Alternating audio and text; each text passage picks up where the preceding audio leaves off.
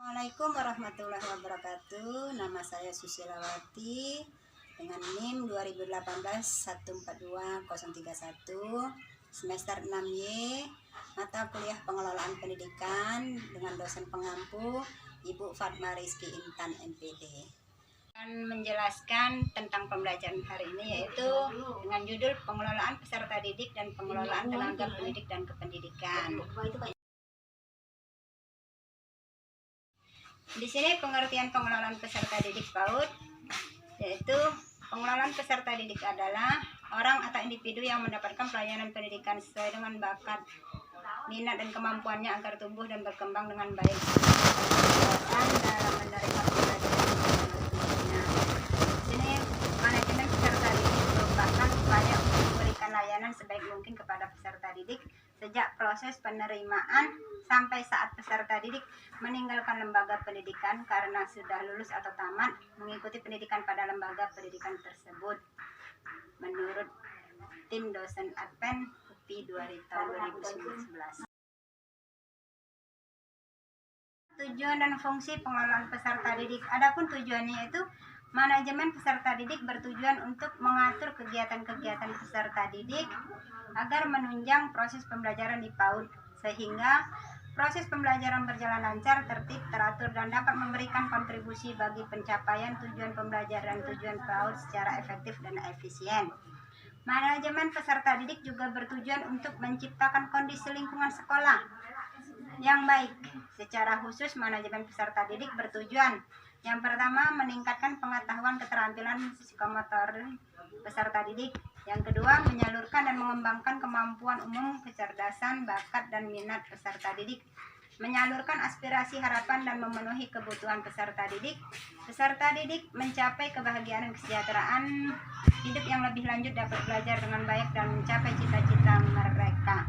Menurut Badrudin tahun 2014. Adapun fungsinya yaitu fungsi manajemen peserta didik secara umum adalah sebagai wahana bagi peserta didik untuk mengembangkan diri seoptimal mungkin, baik yang berkenaan dengan dimensi-dimensi individu, sosial, aspirasi, kebutuhannya, dan dimensi potensi peserta didik lainnya. Fungsi manajemen peserta didik secara khusus yaitu yang pertama, fungsi berkenaan dengan pengembangan individualitas peserta didik ialah agar mereka dapat mengembangkan potensi-potensi individualitasnya tanpa banyak terhambat.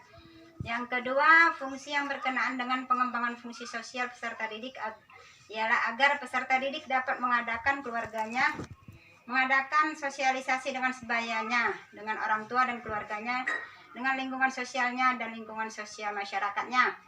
Yang ketiga, fungsi yang berkenaan dengan penyaluran aspirasi dan harapan peserta didik ialah agar peserta didik dapat menyalurkan hobi, kesenangan, dan minat. Fungsi yang keempat yaitu yang berkenaan dengan pemenuhan kebutuhan dan kesejahteraan peserta didik ialah agar peserta didik sejahtera dalam hidupnya. Menurut Badrudin tahun 2014. Tahapan dalam pengelolaan peserta didik. Yang pertama yaitu perencanaan peserta didik. Itu ada dua langkah, yaitu langkah pertama yang dilakukan oleh TK Pertiwi dalam perencanaan peserta didik, yaitu dengan menganalisis semua peserta didik yang akan diterima melalui pertimbangan daya tampung dan jumlah ruang kelas yang tersedia serta rasio jumlah guru dan muridnya. Di sini TK, kalau menurut TK kami itu sesuai dengan rasio 1:15 anak. Yang kedua yaitu proses penerimaan peserta didik.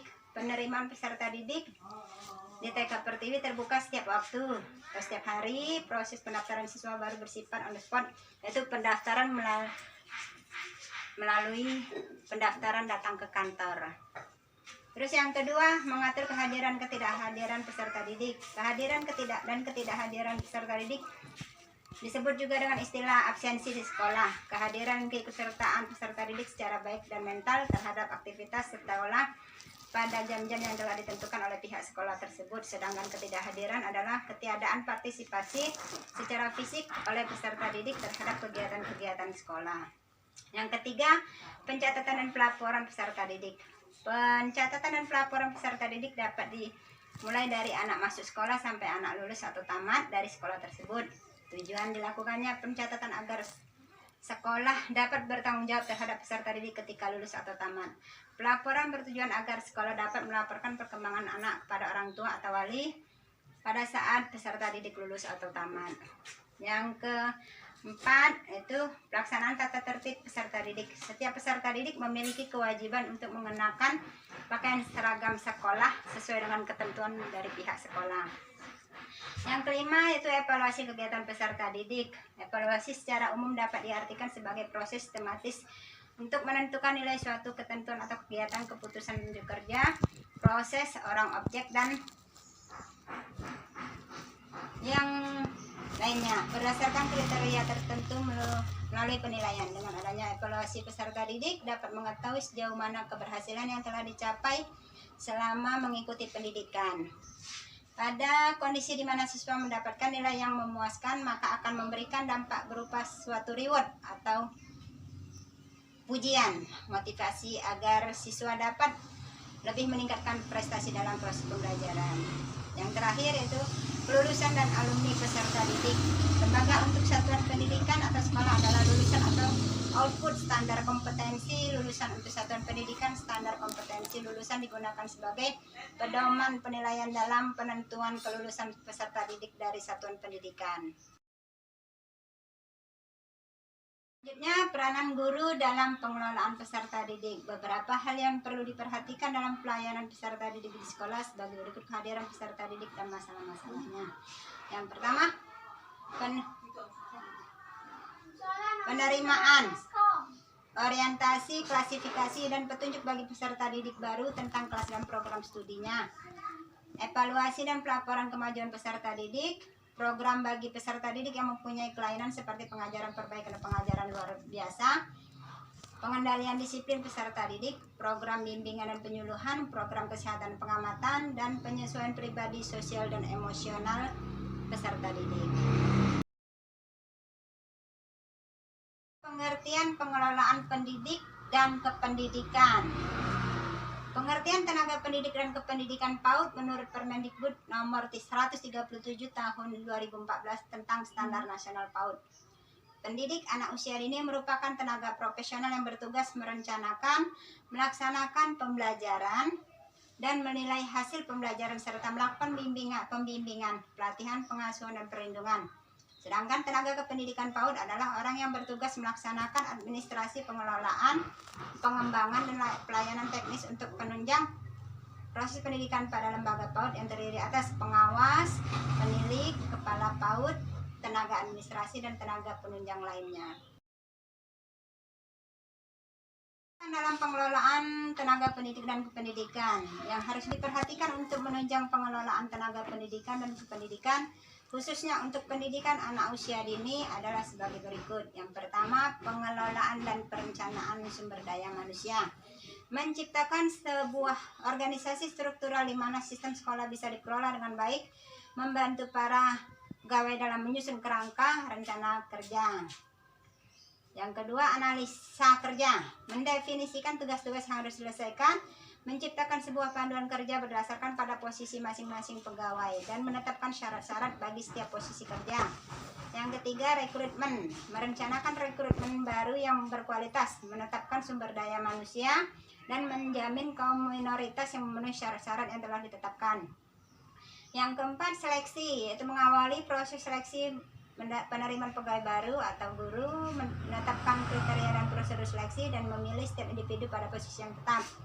Yang kelima, menempatkan pegawai di posisi yang dikuasainya, menciptakan tugas-tugas yang fleksibel, dan menjelaskan kebijakan penempatan serta prosedurnya. Penghargaan dan pelatihan atau pengembangan, memberikan tanggung jawab dan mengembangkan metode penghargaan, mengembangkan program-program monitoring, dan merencanakan pelatihan atau pengembangan yang sesuai dengan potensi pegawai untuk karir jangka panjang. Terus gaji dan tunjangan atau kompensasi, mengembangkan dan mengaplikasikan kriteria dalam penetapan gaji, menyediakan tunjangan profesional dan personal dalam cara yang pantas atau wajar dan adil. Tantangan dalam pengelolaan tenaga pendidik dan kependidikan. Yang pertama, profesi dalam bidang kependidikan masih belum luas dikenal oleh masyarakat. Yang kedua, adanya perilaku tenaga kependidikan yang kurang menguntungkan. Ketiga, perilaku tenaga kependidikan yang cenderung primordialisme. Keempat, mutasi yang terjadi di lingkungan organisasi kadang berkonotasi buruk. Kelima, produktivitas kerja masih dianggap rendah. Keenam, perubahan di luar sistem sekolah atau sistem. Ketujuh, adanya Undang-Undang PD nomor 22 tahun 1999 dan PP nomor 25 tahun 2000. Itulah penjelasan dari pembelajaran hari ini. Assalamualaikum warahmatullahi wabarakatuh.